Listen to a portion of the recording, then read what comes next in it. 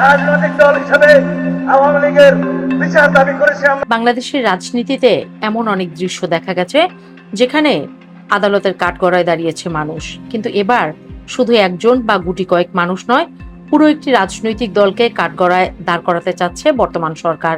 শুনতে খানিকটা অদ্ভুত লাগে, কারণ দল তো হাঁটে না, খায় না, আদালতে গিয়ে নিজের পক্ষে সাফাইও গায় না। তাছাড়া একটি দলের সমগ্র সদস্য কিন্তু অপরাধের সাথে জড়িত থাকে না।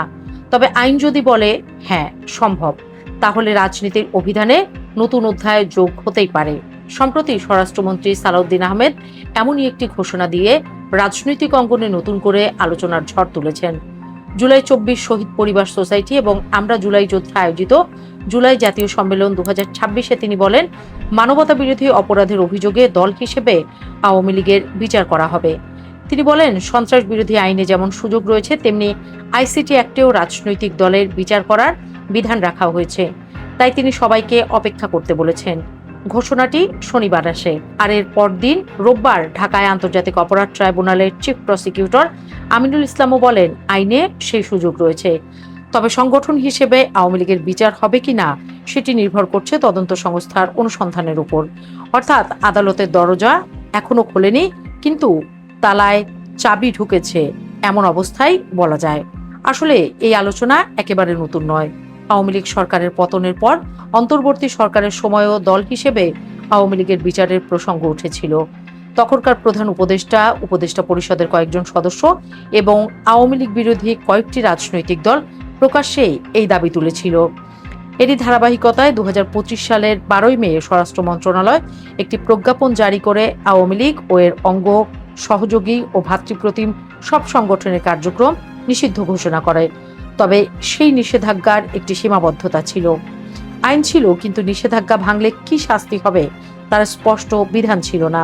এ যেন সংরক্ষিত স্থানে বড় অক্ষরে লেখা, এখানে ধূমপান নিষেধ, কিন্তু পাশে দাঁড়িয়ে কেউ সিগারেট ধরালে কি হবে সে বিষয়ে কেউ কিছুই বলেনি। পরে অন্তর্বর্তী সরকারের সেই সিদ্ধান্তের পর নির্বাচন কমিশন আওয়ামী লীগের নিবন্ধন স্থগিত করে। ফলে দলটি গত ফেব্রুয়ারিতে অনুষ্ঠিত ত্রয়োদশ জাতীয় সংসদ নির্বাচনে অংশ নিতে পারেনি।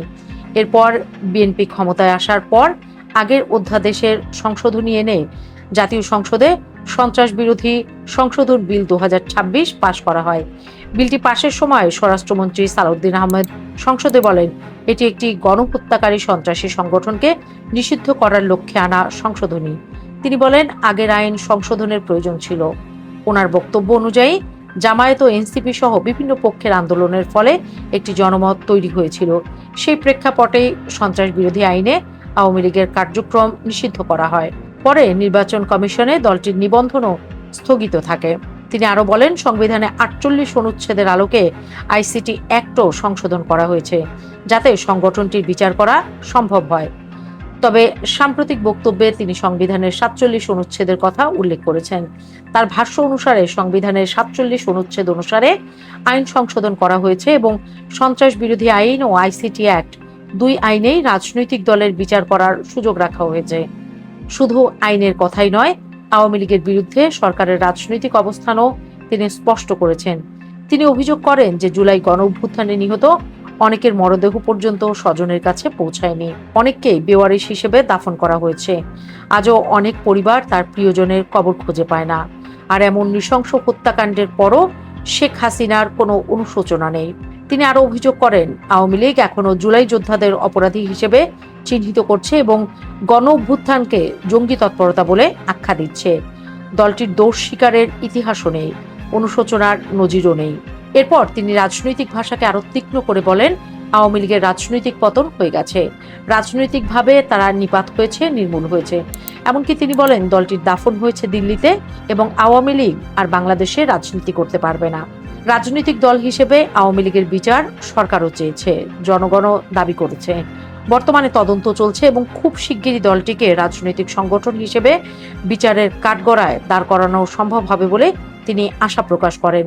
এদিকে আন্তর্জাতিক অপরাধ ট্রাইব্যুনালের বর্তমান কার্যক্রম সম্পর্কেও কিছু তথ্য দিয়েছেন স্বরাষ্ট্রমন্ত্রী। এখন পর্যন্ত মানবতা বিরোধী অপরাধের 5টি মামলার রায় হয়েছে, আরও 27টি মামলা বিচারাধীন রয়েছে। এছাড়া 72টি মামলার তদন্ত শেষ পর্যায়ে রয়েছে। তিনি জানান, আবু সাইদের মামলায় শেখ হাসিনা ও আসাদুজ্জামান কামালের ফাঁসির আদেশ হয়েছে এবং সাবেক আইজিপি আব্দুল্লাহ আল মামুনেরও সাজা হয়েছে। সব মিলিয়ে সরকার যে শুধু ব্যক্তির বিচার নয়, একটি রাজনৈতিক দলের সাংগঠনিক দায়-দায়িত্ব আইনের আওতায় আনতে চায়, সাম্প্রতিক বক্তব্যে সেই ইঙ্গিত আরও জোরালো হয়েছে। তবে শেষ পর্যন্ত আওয়ামী লীগ সত্যি সংগঠন হিসেবে আন্তর্জাতিক অপরাধ ট্রাইব্যুনালের কাঠগড়ায় দাঁড়াবে কিনা সেটি নির্ভর করছে তদন্তের ফলাফল, আইনি ব্যাখ্যা এবং আদালতের সিদ্ধান্তের উপরে। রাজনীতিতে একটি পুরনো কথা আছে, ক্ষমতা আসে ক্ষমতা যায়, কিন্তু আইন যদি একবার নতুন রাস্তা খুঁজে পায়, সেই রাস্তা আর সহজে আগাছায় ঢেকে যায় না। এখন দেখার বিষয়, বাংলাদেশের বিচার ব্যবস্থার ইতিহাসে সত্যিই কি এমন একটি অধ্যায় লেখা হয় যেখানে কাঠগড়ায় দাঁড়াবে শুধু নেতা নন, তার দলও,